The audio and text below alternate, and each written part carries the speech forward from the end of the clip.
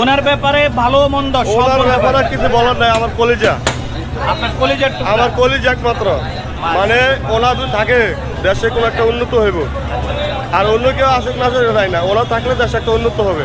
এখন আমার হচ্ছে ডক্টর ইউনূসকে নিয়ে আপনি মন্তব্য করেন, ওনার এই শাসনে আপনি কেমন আছেন? আপনার থেকে শুরু করেন। লোকটা কি ভালো, ঠিকভাবে দেশ চালাচ্ছে? আলহামদুলিল্লাহ, ওনাকে দেখে আমার মাথা পছন্দগুলো দাঁড়ায় গেছে। অনেক অনেক ভালো, ওনাকে মানে আমার তরফ থেকে আর সেলুট জানাই। উনি থাকুক, আমরা আছি। ওনার ডক্টর ইউনূস যদি নির্বাচন করে আমি ওনাকে ভোট দেবো। আমিও দেবো, আমার পুরো ফ্যামিলি দেবে। আচ্ছা, আপনার ক্ষমতায় দেখতে চান? আমি মনে করি উনি তো বৃদ্ধ মানুষ, মিনিমাম ওনাকে 5-7 বছর রাখা উচিত আর কি। থাকলে আমাদের সবারই উপকার হবে আর কি। আমি মনে করি ক্ষতি হবে না ওনাকে দিয়ে। আর উনি যেহেতু একজন শিক্ষিত মানুষ, ওনার দিয়ে আমরা ভালো কিছু আশা করি। ওনাকেই চাই। আচ্ছা, যদি ওনাকে থাকতে না দেয় কেউ?